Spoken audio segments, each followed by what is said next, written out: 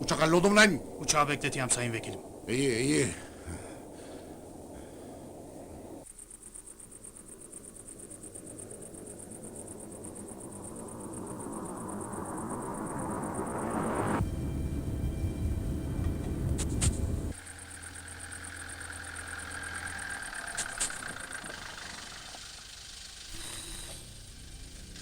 Durma. Devam et Reşo. Teslim ol Barzan!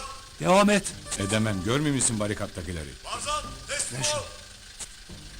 Senden son bir isteğim var. Kaçamazsın Barzan, teslim ol!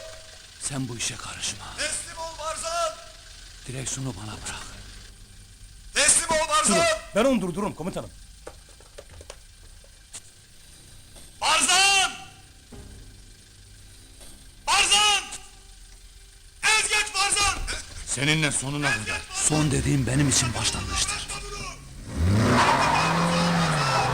Hadi Barzan!